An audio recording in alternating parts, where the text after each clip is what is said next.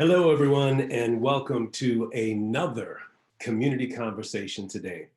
We are excited to have over 300 people who have registered across LinkedIn and with the Zoom link to be with us today, representing 32 different states, a few additional countries, 25 different industries, and 181 different organizations, associations, or company with us.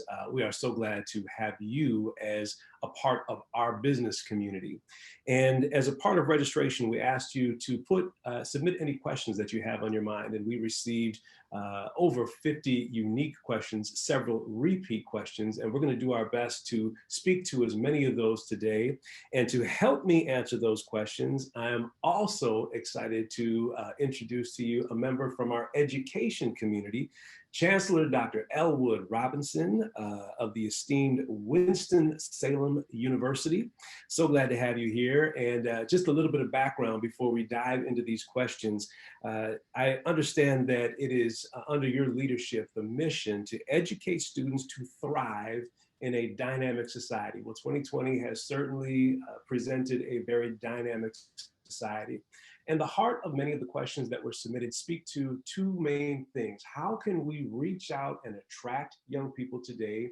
And what can we do to change as an organization to retain them? And the reason that I am so glad to have you speaking to these issues is amongst the many things that we could speak to. And before the session started, I was asking you some personal questions that I'm just curious about that tap into your psychology background. But two areas that I really want to focus on today in terms of your experience have to do with opportunity and partnership. You have made a career not only creating opportunity for yourself, but opportunity for students. Here's just an amazing accomplishment at WSSU.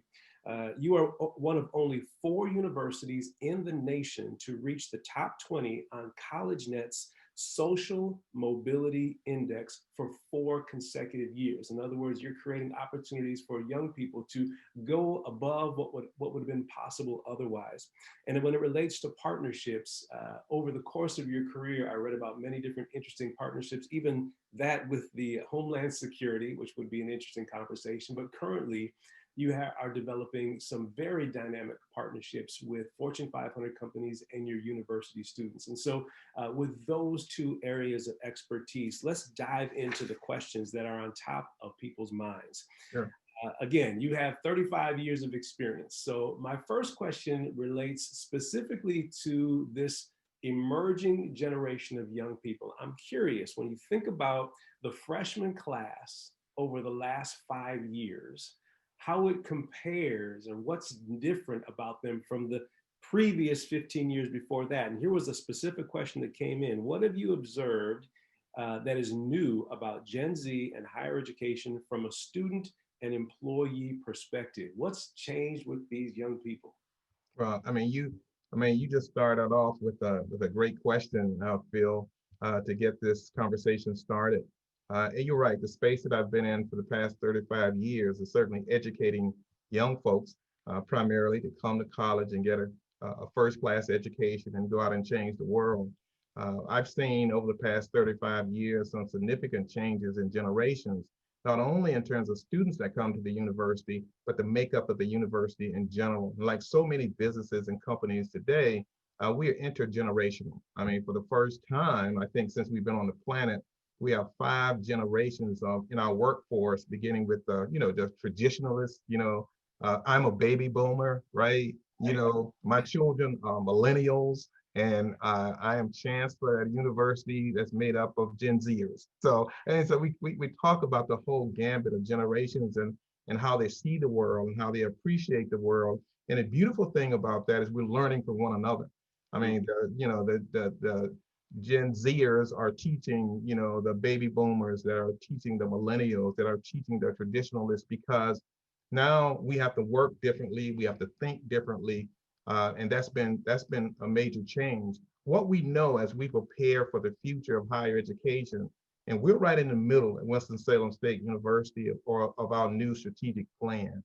That plan is built around the question that you just asked. How do we engage the Zers? How do we engage them? And what do they want? And why do they come to higher ed, or how do they manifest their behavior in the workforce? It's very different. I mean, their generation, their digital generation, their generation they're very, very pragmatic in their approach to the world. And the thing that I like about them so much is they want to make a real difference in the world. They want to change structures, big structures in the world. And that's so appealing to me. They want to have cultural shifts. And they really, for the first time in my time in higher ed, really fundamentally believe in transformation, that we can transform this society, that we can end racism, that we can end poverty, that we can elevate humanity at the highest level. And so they come, many of them come, Phil, we know about Zers, that they believe in independence. They have marketed and branded themselves. And so they tend to come with being an individual commodity. I'm fascinated by our students who come to get an education, and at the same time, many of them are starting their own business. And getting the education is just icing on the cake for how they see themselves in the world. So they're a fascinating group of young folks who are ready to change the world. See, you're speaking my language. As you're aware, and many of our participants in this session, Bridgeworks has been doing and talking about generational differences for 22 years. And so, as you walked us through from traditionalists all the way through Gen Z, I liked your comment about learning from one another. That's a pillar of who we are and what we try to encourage folks to do.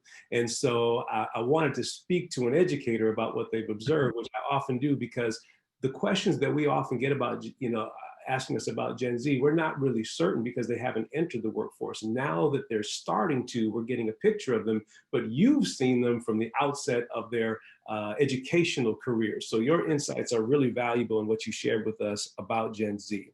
One thing demographically that we know about Gen Z is there are fewer of them than there are millennials. My background is in education, and so universities for about 7 or 8 years now have been looking ahead saying there just aren't as many coming through the door, and they've been trying to figure out how to wrestle with that. You at Winston-Salem State University have seen a 17% increase in freshman applications, which tells me something. It tells me there's something you're doing uniquely to attract them, to become appealing to them, specifically those students who are underrepresented, under-resourced, and might be first-generation students. And so while the participants on this call, they want to know about Gen Z, one of the specific things they're trying to figure out is how do we attract more young people of color, more young people that we don't see represented in our industries. And I'll tell you, this is something I've watched hiring managers and leaders wrestle with painfully over the years. I was with a law firm a few years ago, and they said, we need law professionals, men and women of color, and they just don't know how to access them. So give us some insight and some advice and wisdom as to what the best way to reach your students might be. Yeah, once again, another great question. I love the question. I can tell you that we could spend the entire show on this question. And so I'll try to be as brief as I can about this. So let me take our audience through what we do at Winston-Salem State very quickly.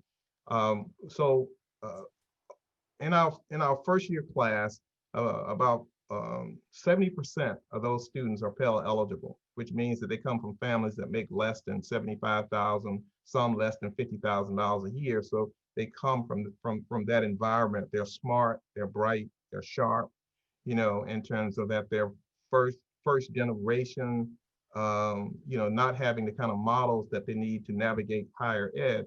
So one of the things that we do is really trying to provide and take advantage of the Zers, in a sense that almost half of them still think that when they come to college, they're going to create their own business. So it's about creating and engaging opportunities for them. We spent about 3 or 4 years ago trying to rebrand ourselves as an institution, primarily looking at the Zers in terms of what they would bring to our university. And so if you go to some of our materials, you'll see that we have this tagline, "Be the next," which means that you get the opportunity to fill that in. That's very appealing to Gen Zers. You can fill in that blank. And then it is really about exposure and taking advantage of their curiosity, taking advantage of their independence in terms of the independent thought. So one of the things that we talk about at the university is how do we engage them very strategically, very strategically. So we have as almost a mantra on our campus that we want each and every student that comes to WSSU to get involved in a high impact practice, which means that they get in something beyond what happens in the classroom. We've extended that to something that some folks like me and also Generation X may remember when they, but certainly the traditionalists, when they went to college, they got involved in something called work study. And in work study, you were given a job and it felt like a job and you had to do, we've changed that. So students don't get involved in work study, they get involved in a high impact practice, a high impact experience where they go and work in offices in some very strategic way. To give you an example, I started an internship program in the chancellor's office. My first intern is now some high price, high paid executive somewhere in Boston making a whole lot of money. But we began with the kind of relationship. We talk to one another, we engage one another. He has my phone number, he texts me, he sends me. That's a very different kind of relationship that got involved in when I was in school because the expectations were different for me. So we've changed the expectations we have for students that say that they're bringing something significant, they're bringing something valuable, and then we then have to create an environment where they are welcome. And we could talk a lot about that. I hope we get into partnerships and networking a little bit later, but I'll leave it at that. That's a whole show. Yeah, we definitely will get to both of those. Your reference of work study brought up some memories. I'm a proud Gen Xer, and I'm glad you didn't overlook this I completely. would never do that. I would Thank never do Thank that. you. But I remember work study when I went through the university system, and it was just really a way to make extra money on campus typically. So if you're creating an opportunity to actually grow as a part of that experience, those high impact partnerships, relationship opportunities, I think that's an interesting insight for our folks to understand. I want to speak now to everyone on this call. You have two great resources, and I'm not just talking about the gentleman that you're speaking to. You have the chat feature. If there's some comments that you want to access, please enter them in the chat. We'll keep an eye on that. More importantly, while we're going through the questions that have been pre-submitted, we encourage you to use the Q&A feature to submit additional questions as we go through this. We're going to give time toward the end of this conversation to make sure we get specifically to any question that you have that you might want clarity or additional clarity around. So I want to come back to the question that I just asked you, Chancellor, as it relates. You gave some great ideas around Gen Z, additionally, in terms of and I like that idea of be the next, fill in the blank, that this generation believes that they can truly be transformational and change the world around them. But one of the things that we spoke about, or I understand, is that culture shift. If you're a first generation student, young person going to college, and you don't have the examples of parents or grandparents who've kind of talked to you about their college experience, it can be scary, it can be intimidating, it can feel like an entirely different world, even if, if they're moving from let's say in your case, maybe they're an African-American student moving to an HBCU, they might have that similarity, but still the experience is different. Filling out the FAFSA, nobody at home knows how to do that. So for our attendees, what advice would you give to when you're reaching out to a group of people that just your culture feels foreign to them, and how do you make it more palatable, that transition? Phil, you're good at what you do. I love that. Once again, another show, but it is about transforming your institution or transforming your business operation, your organization to create a welcoming environment in which people are coming. People go where they feel welcome. You don't invite people. I don't invite people. I know you don't. I know none of the folks in our audience. You don't invite someone to your home without making them feel welcome, particularly if they're going to stay at your house, right? Mm. Because they might not eat what you eat. They might not sleep when you sleep. Their culture may be very different from yours, but you've invited them into your home. I think you have a responsibility to make people feel welcome if you want them to stay. So Mm, our job at Winston-Salem State is to make folks feel welcome mm, and when they come to the university and give them what they need in order to be successful. I'll tell you another quick transformation. We talked about the work study. When I was in school and when you were in school, when folks were on college campuses, the student union or the student activity center is a place where folks would hang out. You hang out, you see them all the time. mhm, Well, we've changed that. That's shifted at Winston-Salem State. We have something called a student success center. mm, And that's where students hang out. That's the transformation around the Gen Zers in terms of where they are and how they want to make an impact in their chosen profession. So that's where you go for tutoring, excuse me, for tutoring. That's where you go if you want to have an internship. That's where our career services is located. That's mm, where our international studies program is located. You talked about being able to financial understanding and training, FAFSA training, all these kinds of things happen in the Student Success Center, a mm, one-stop shop where you mm, can get the kind of services you need in order to be successful. Because we're listening to you, we're learning from you, we're asking you questions. So those of you who are out there who have organizations and you're talking about diversifying your organization, you're talking about making your business a place where folks feel like they're welcome, then you got to do the work. You got to put in some time there in order to make that successful. So it is about transforming the culture of your organization to be more inclusive and to be more welcoming, and then give people what they need in order to be successful. Remember, human beings, and this is a kind of a disclaimer. I don't know if, like, I'm a psychologist by training, so human beings always move in the area of growth. They always are moving to expand themselves in just about any arena. So mm, ask yourself, if you're the CEO, you have a company, if you have a business, ask yourself, what opportunities are you giving your employees to grow, to expand, to reach their highest heights? That's what human beings want all the time, and that's what they're seeking. And when they seek it, they're going to maximize their full potential. Your organization is going to thrive as a result of that. wow, that's powerful. You know, as you were speaking about the change that you made at Winston-Salem State in terms of creating the cultural hub from the student union that was the hangout spot to this success center that is now a growth spot, the thought occurred to me about the shift from millennials to Gen Z. In our research, we found that millennials who grew up pre-recession grew up in just a different world, and they were looking to enjoy their experience on the job or at the university. So companies started putting ping pong tables in the break room. They started creating these environments that were more fun and personable. We're seeing that Gen Z is looking for, I need to know what it takes to be successful. So it sounds like, you know, that shift that you did at the university is very reflective of what companies are going to need to do and understand with Gen Z moving forward. Yeah, I mean, one of the interesting things about, I love this intergenerational talk because it's fascinating, and I think it's worth organizations and companies thinking about how they begin to have training programs for their managers around the different generations that they have in their workforce. Because Gen Zers are, I mean, they're serious. I Mm, mean, they're serious about their education. They're serious about changing the world. They almost like don't have time to play around. I mean, mm, where's my scholarship?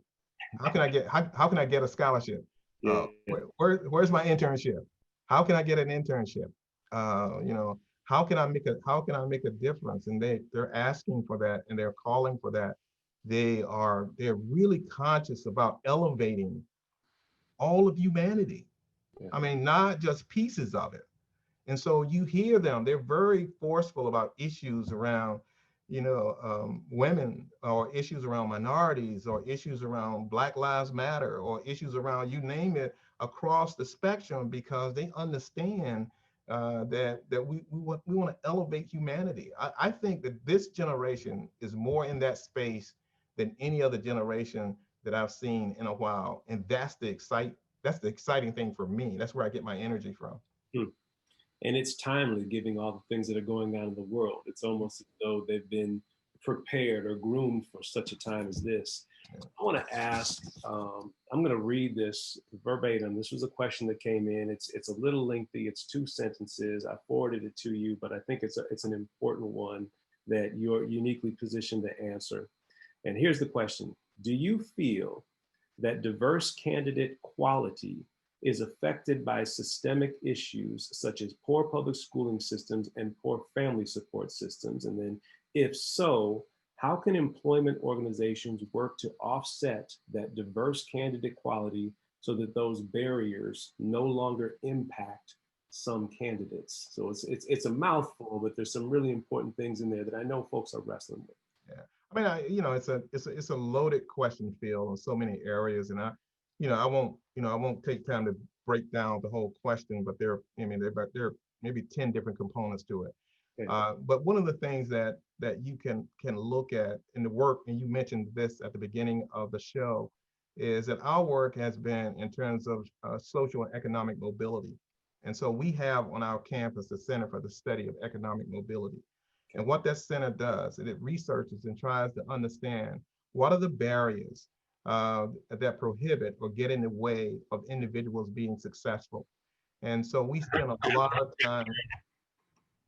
So we spend a lot of time thinking about all of those. See, I don't know what's happening with the. Okay, but so we spend a lot of time thinking about, what are those barriers, and then trying to remove those barriers in terms of success. So there are a couple things that you can quickly look at in terms of success in America. If we want to close a wealth gap, for example, and so we know that buying a home is essential to closing the wealth gap, because buying a home ownership is important in just about everything that you do economically. We know, for example, one of the barriers that we have uncovered is something called is transportation, that not a lot of people think about. So transportation, think about how your city is set up, think about how your transportation is set up, and think about where your employees live and how challenging it may or may not be for them to get to work, particularly in times of COVID, and particularly in times of healthcare. You know, now these issues have now manifest themselves, or we've actually highlighted because of COVID. So we see something just as simple as your transportation system could have tremendous impact on your workforce or your ability to people to get to work. So there are, if we look at where the challenges that people face, and they are many, but the whole idea is that once you have those individuals as employees, or whether they are students or whether they are faculty members, is that you continue to work with them to help them overcome these barriers. So your work, your design work, whether that's in academia, where you're changing how you offer your courses, when you offer your courses, when you have tutoring, when you don't have tutoring, access, so you change your access, or that scheduling. All of those things are geared towards trying to remove those barriers that will help people complete their education or be a better employee along the way. So we think about these things a lot. Child care. I have to think about this because 40 to 50% of my students, if I know they come from families, under-resourced families, you can rest assured that they're not just going to come to college, but they're also going to find a job. And then sometimes they're going to find more than one job. And now I've got a student that's working 2 jobs. They also have a child, and now they're trying to complete their education. If I'm not sympathetic to that, if I don't create a different design to that, then I'm not doing my job. And that's the same for organizations, businesses, and institutions. That's so powerful. When you were saying, you talked about, I'm sure, again, a whole nother show, you went through several things that you have to think about to remove those barriers. You started with transportation. It reminded me, I did a project with a construction organization in Ohio where they were trying to attract more young people into trades and manufacturing. And that was the first thing that they realized, the assumption that more diverse populations, that's what I mean, diverse populations in trades and manufacturing, the assumption that the demographic they were going after would have a truck or a car or some way to get to the job site was immediately burst, and they realized the first thing that they needed to do was put into place some type of way to get these young people a car, because buses don't often go out to a new construction site that the city hasn't even set that up yet. So we've got folks on this call who are from trades and manufacturing, and we talked a little bit about this earlier, but I'm hoping that they're hearing the things that you're saying and applying them in, the same ideas that you're using in education. They could put those into, those unique career paths, even if it isn't through education, through higher education. But is there any other advice or thoughts that you would offer to people in those, professions, as to how they could apply what you're doing in higher education in a path like, construction or trades or manufacturing, and to attract those folks that they desperately want and need, but they just don't know how to connect? Yeah. I think that all of us, want to live a high quality life, and all of us want to be successful in each and everything that we do.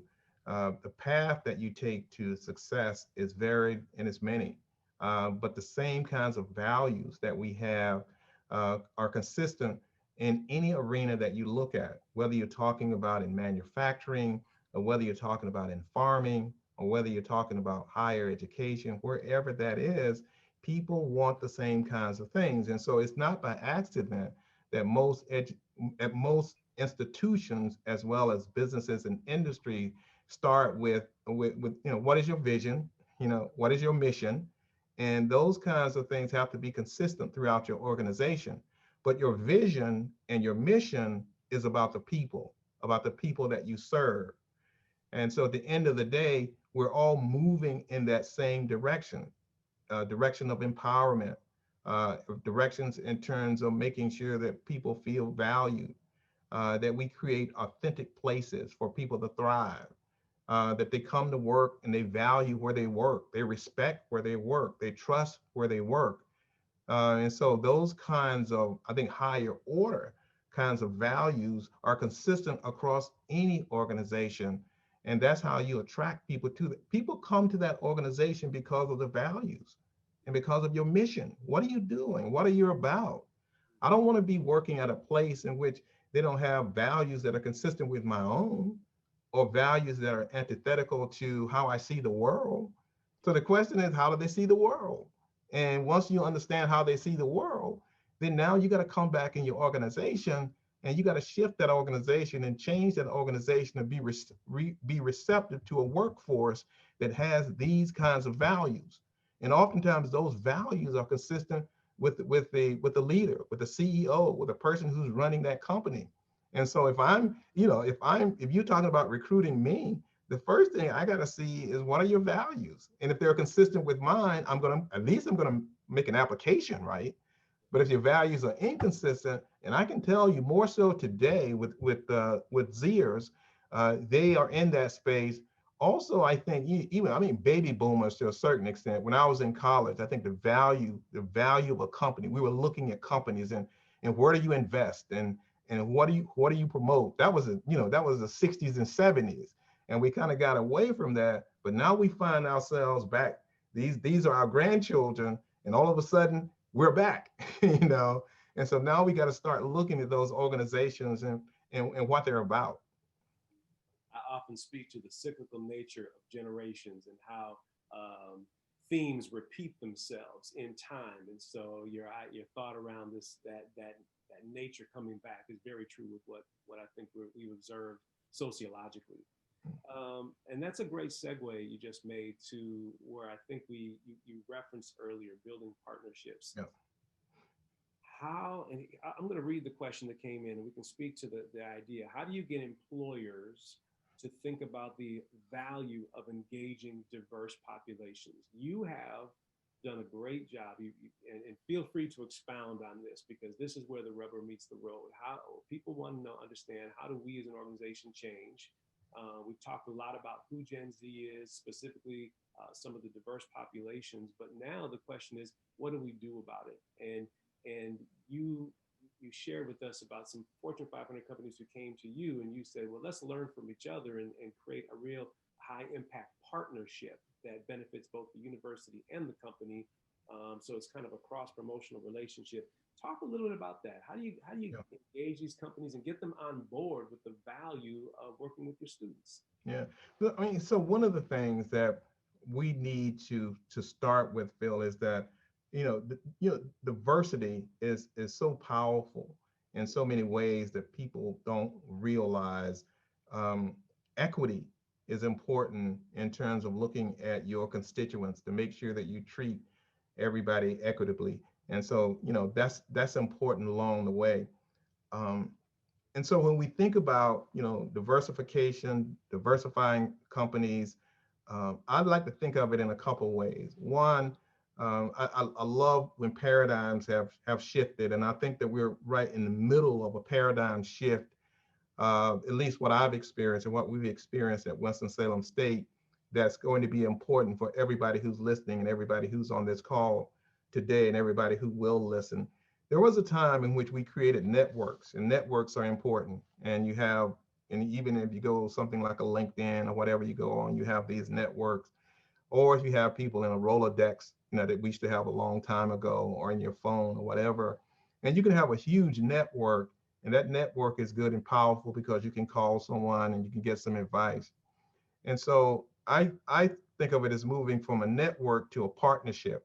And now I'm talking about a true partnership, not just a partnership in terms of a letter of agreement or something that you have on a page, but a true partnership that you want to deepen the relationship that you have with these companies. We're a higher ed institution, Winston-Salem State. How do we deepen that partnership with a Fortune 500 company?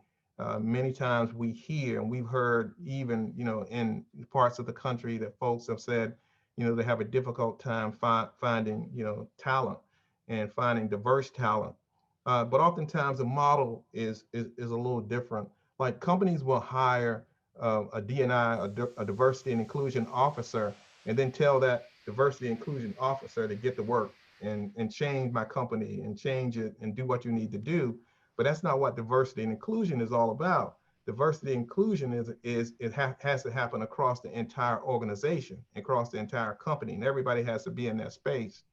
So for us, it's about making sure that we have the kind of partnerships that we need in order to create the best possible experience for our students. Remember, we want every student to get involved in a high impact practice, which is an internship. Mm-hmm. Then we want that internship to then turn into employment down the road. But in order for us, we began 5 years ago in the strategic plan that we're now closing out, by going around to organizations, businesses, and industry and ask almost a one question. What are you looking for in a student that comes from Winston-Salem State when they come to your organization? How do you want them to look? And what kind of skills do you want them to have in that? And so that's a question that we asked the organization of the company.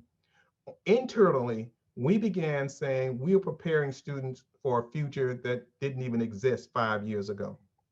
So we said we couldn't prepare them for specific majors. We can, but majors now do more than what the major did many years ago. So now you may have a music major that lands in with a high-tech company.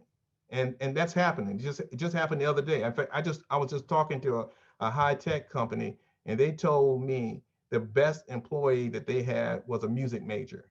And so now we have to kind of think about that. So when we talk about building partnerships, now I talk about building strategic partnerships. That is when we sit down collectively together to design an experience that benefits both what we're teaching in on our end and what's necessary on your end. So we come together, we have these conversations, and we have a clear vision of what we want for the students. So now it becomes a partnership.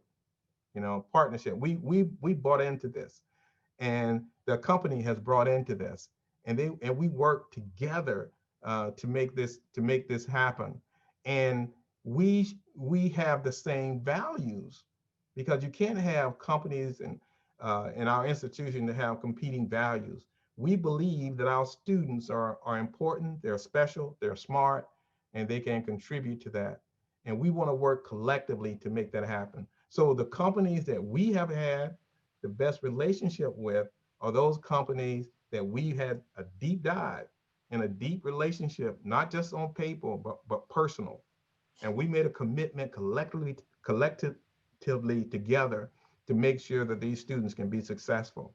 So we work together. So if you are a company and you're an organization and you're thinking about, transforming your institution, understand that it is not easy and it's not going to happen overnight. It's going to take hard work, but at the end, the payoff is going to be tremendous. Because when we look at inequities, when we look at disparities, the moment we eliminate or control, the moment we eliminate those disparities, then everybody wins. Everybody wins with diversity and inclusion because it lifts all of us up. Mm. We learn from one another, and then we grow because of the diverse attitudes and beliefs and information that we're gathering, and we're creating something special. So you speak quite a bit about the benefit of diversity, equity, inclusion. I would guess most people are on this call because they believe in that as well. Yeah. I'm just curious, maybe you do, maybe you don't, an anecdote where you were working, you were asked to connect with someone and they just didn't see it. They didn't buy into the value. And for some reason, you've been asked to convince them.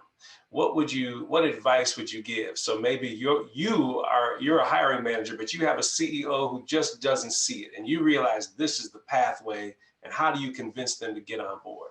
Oh, I'm sorry. I'm sorry, Phil. Life is much too short for that. Look, I appreciate the question. I absolutely zero tolerance or zero time for that. Okay. I am not in the business of convincing people that this is the direction that they need to go. Because I mean, the evidence is overwhelming. The evidence is clear. It's Mm, clear about how institutions thrive and survive in 2020 and 2030. If you are not serious about diversity and inclusion today, you mm. won't be around in 10 years. I promise you that. I can promise you that, but I can't have the conversation to convince you. Those Why not? organizations, those organizations that are thriving today have made significant investments. They've made, and that's throughout the entire organization. I happen to, in this time of George Floyd, as Mm, you can imagine, been overwhelmed by folks wanting to have a conversation about how they diversify and how they have diversity and inclusion in their organizations. It is overwhelming in, yeah, in terms of that. So, so if we think about that, you got to be in that space. yeah. And I could give you two examples. I'm working with two organizations, and I'm trying to see how can I say this without giving it away. But I work with two organizations. Is one organization is is really doing well in diversity and inclusion, and they're thriving in their workforce. Another organization is not doing so well in diversity and inclusion, and that institution is struggling, and it's struggling because they have given lip service to it, but have not really implemented what's necessary to be an inclusive organization or diverse be a diverse organization. And so you can just see it just in terms of outcome and productivity. But here's the challenge is when if you're an institution out there, and if you are interested in diversifying your organization, it has to happen throughout the system. And it has to, so I've seen organizations that have had diversity at the lower end of the employee continuum. People who the workers, and now we talk about frontline workers and things of that nature, but no diversity in middle management or upper level management, and certainly senior level. Mm, And that's not what diversity is about. right. And so, I mean, look, I know I went way around to talking about your question, but I just don't have time for people who aren't serious about this work. Here's what I take away from that, Chancellor, because I'm speaking on behalf of that, whoever is passionate, or everyone on this call is passionate about it, but you've got that person that you just can't get them to see it. Now, I agree with you, post George Floyd, and I live in Minneapolis, so we're here, right? We're center mass. Everyone's talking about it, but the illustration you gave of the difference between someone who gives lip service to it and someone who's actually doing it, an organization, is really critical. And so I think if you're in that position where you can't get through that ceiling to someone, your comment, here was my takeaway. Your comment was, oh, so you don't want to be around in 10 years because this is hard work. This isn't something we just speak about. There's change that needs to happen. This whole conversation, you've given examples of personal changes that the WSSU, Winston-Salem State, has had to do. That those didn't come easy. They cost you money. They cost you paradigm shift thinking. But with that change, creates a 17% increase in applications. Organizations have to do the work of change, and that's the only way to be around in 10 years. So we'll leave it at that. But I love your response. I really did, because it's almost like, okay, well then I need to look elsewhere because your values don't align with the values of a business that is going to be around for a long time if you don't adopt this. Okay, enough said. Love it. We're coming to the point where I want to open it up to some Q&A here in a moment, but I am curious. We had a lot of questions around how organizations can hold themselves accountable in their hiring practices. And I won't go through all the questions that related to that, but so yeah, we're going to make some changes, but like you said, maybe our middle management, upper management still doesn't, it looks the same. Yeah, we're hiring more at one level, but not at another.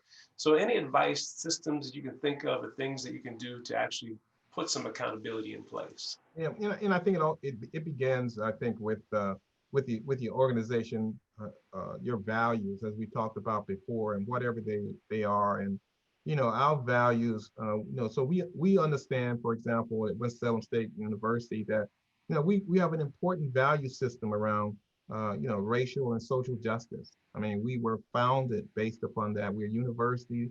We're historically Black college that was founded in 1898. And so, we've been in that space for a long time. We've been in spaces around, social determinants of health. We want to eliminate, things, big picture things like poverty and racism, and we fight every day to begin to do that. So you got to have your value system first.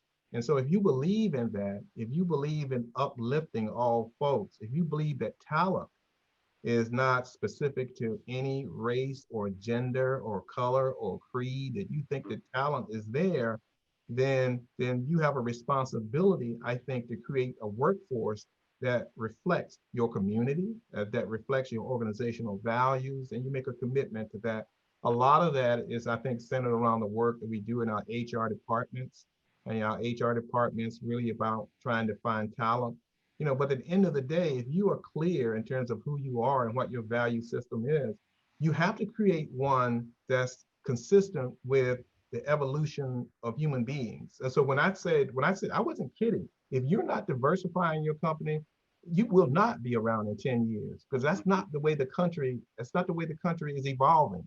That's Right. not the way the country is growing. Yeah. So many of us have a responsibility to make sure that we're in lockstep with where the world is going in order to, to remain vibrant.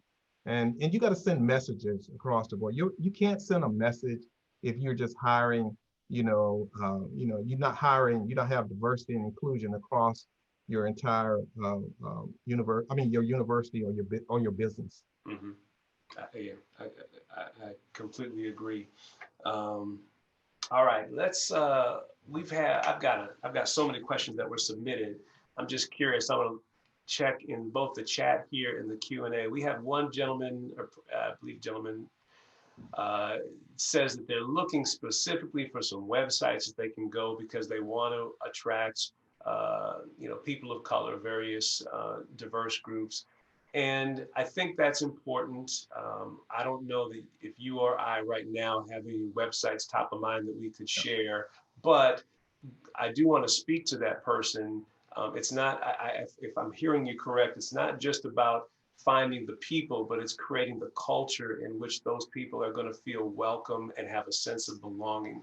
And I like what you said about the history of the HBCUs, in that they were founded to create opportunity at a time when most people didn't have opportunities to go to university. So while I think it's upwards of close to 40% of the population of HBCUs aren't African American students, it's people of diverse backgrounds, but it's a place where everyone has an opportunity. So if you're good, whatever website you find to attract someone, I think you would agree you got to create that culture where they feel welcome when they get here. Would you add your comment to that, or enough Yeah, said?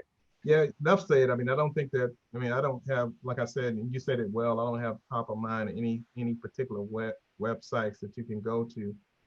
But it is about connecting, I think, with those institutions, those universities that begin to be in a space of where you're trying to recruit. I think there's enough talent across the board to go around. And oftentimes you said it real well in terms of the HBCUs, and some of the folks on this call and watching this show might not know about the HBCUs, but you put it very well.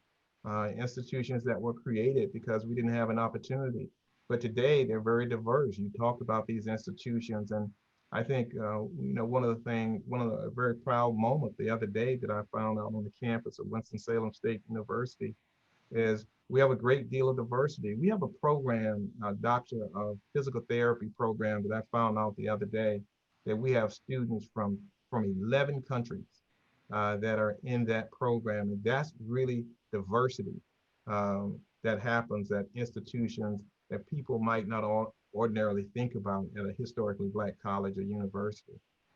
So the partnerships are important.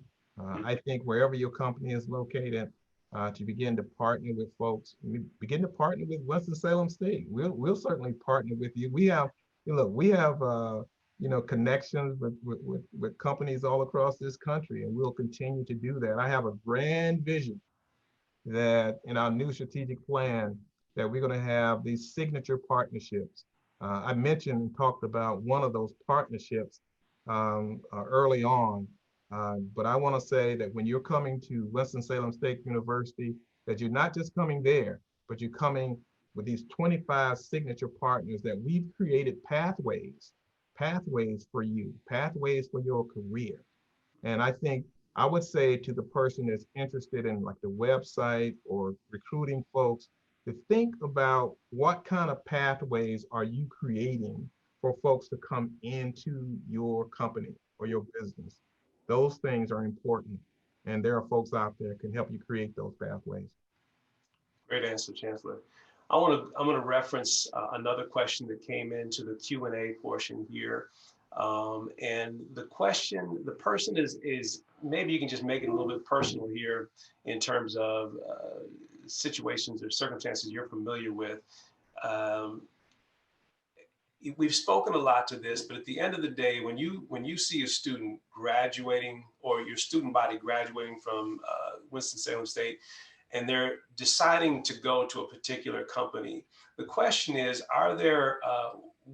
who are they gravitated toward? What's attracting them in that transition from college to the workforce? What, if you could boil it down to a few ingredients that the organization offers that makes them the most attractive, that you're seeing your students say, oh, that's where I want to work? Is it financial opportunity? Is it flexibility in the job? Is it, culture, celebrating diversity in the break room? I don't know what it is, but what stands out to you that you could be like, here's a few ideas every company needs to have to make sure this generation feels welcome?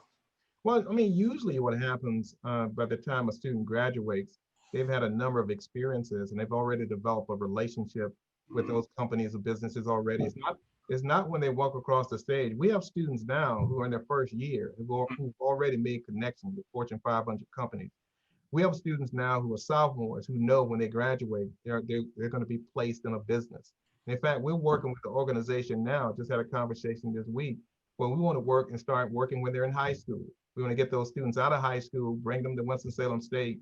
And we're doing this together with this company.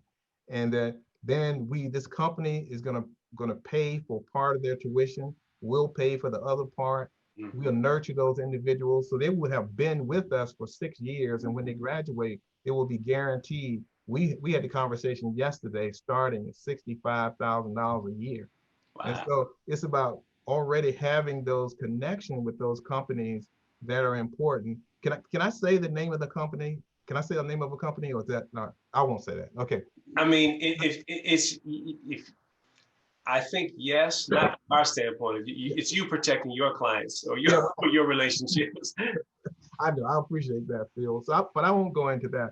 But most of the students already, have that relationship early on, Yeah, and by the time they graduate, we have. Well, I don't say we have been fortunate, but we do such a great job in terms of students who are employed. 70% of our students, almost 72% of our students, are employed 6 months after graduation, which is huge. That is high. You can check universities around yeah. the country. That's really high. Hmm. And so we start very early with putting those students in a position to be successful. That's wonderful. I'm gonna do a little a great tie into what you just shared. Because so many of our clients are looking to attract people to trades and manufacturing, they've been wrestling with this question. And so we know two things about Gen Z. One, they're influenced by their peers. That peer influence is a huge impact for them. And secondly, like you just addressed, ongoing relationships is probably the best way to create that comfort level, that sense of security, and a desire to go toward them. So what we've been doing on the trade side of things is we built what we refer to as our Trades Ambassador Project, where we're working with local high schools to begin making those connections at the high school level to where the jobs are. So that as they're going through high school, they've already fostered a relationship. It comes with scholarship dollars. So it creates, the training in there to get them out. So when you just said that, it resonated so strongly with what we're seeing as well. And again, these just as an example of where it can be applied in any pathway. But it starts with relationships. It starts with a good mission and value proposition, as well as that sense of security and influence. So let's go to another question, if that's all right with you. We had some questions around the nonprofit industry.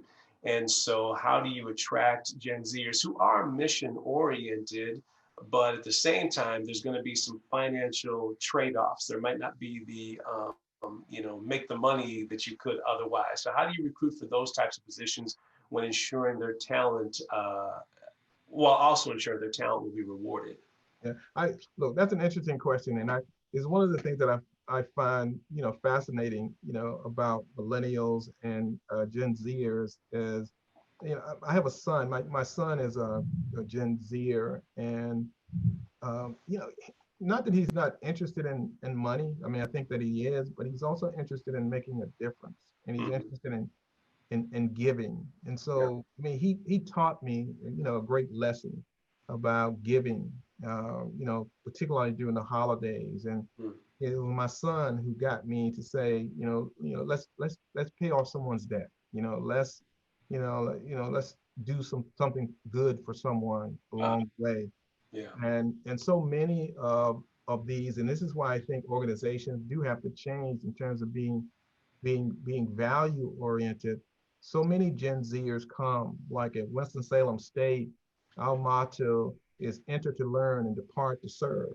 Mm. And you can come on our campus and you can stop a student anywhere on campus and ask them what is the university's motto, and they will tell you what it is because they believe in that. And many of them come to a Winston-Salem State University because they believe in that. You know, they believe in making a difference. And so we talk about community service and we talk about our athletes, for example. Our athletes have not been able to, our basketball team, for example, has not been able to practice and because of COVID and do a lot of things. But men, women team, they were out delivering meals, Mm. to folks in need. They were out in the community. Yeah. That becomes significant and being important to them along the way. So nonprofits, I think, will continue to thrive, and those who are in these positions, Gen Zers coming into them, will bring a new flavor of how we treat our people. I want to do a quick tie-in. I want to get to a couple more questions, but one of the things I'm thinking about as it relates to this question is how to get a Gen Z person to do something they might not see the value of. So we agree, Gen Z is very mission oriented, but I'm thinking about your high impact practices. And I got to think there's some students, I want to say it was 50% of your students are involved in those, whether it be mentorships Yeah. or a study abroad and so on. But there's got to be some students coming in going, I just only have time to get an A in my class. That's all I'm here to do.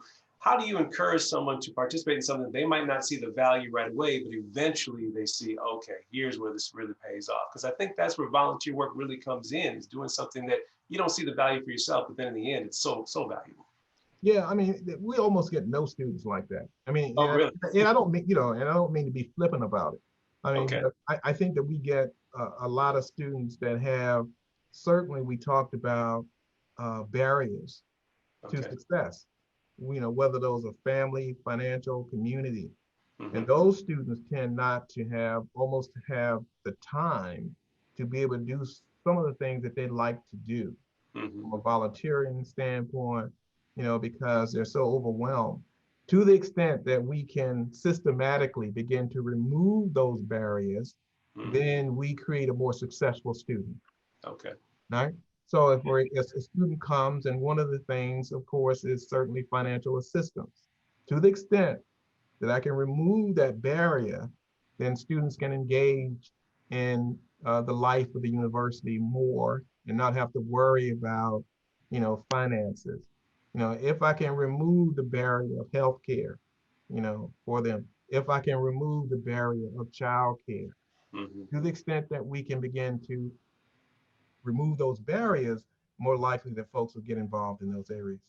That makes sense. Yeah. One more question here, and this was related to our current situation. How do you make diversity and inclusion a priority when so much business happens remotely due to COVID-19?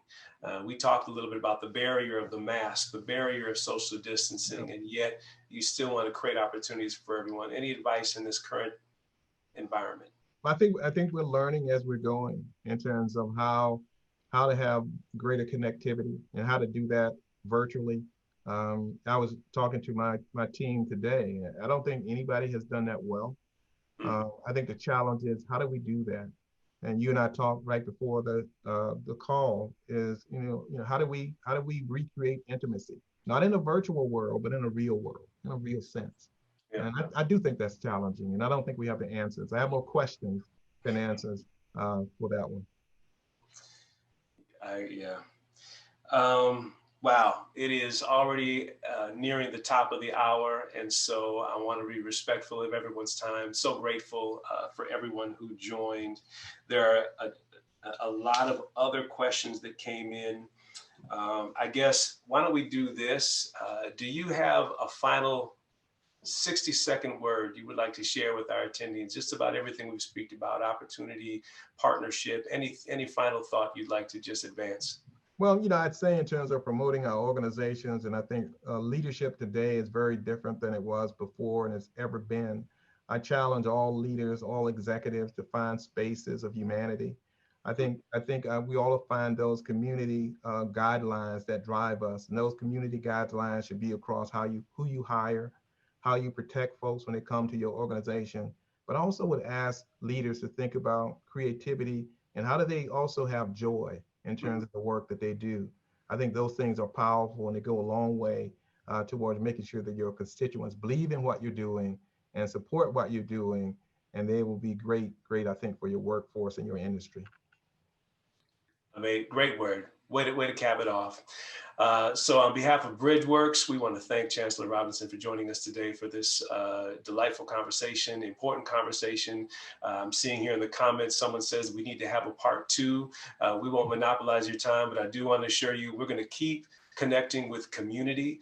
Bridgeworks has been building bridges across generational communities, and we're going to continue to do that across every community with these conversations. It would be an honor to have you back. It's been an honor to connect with you today.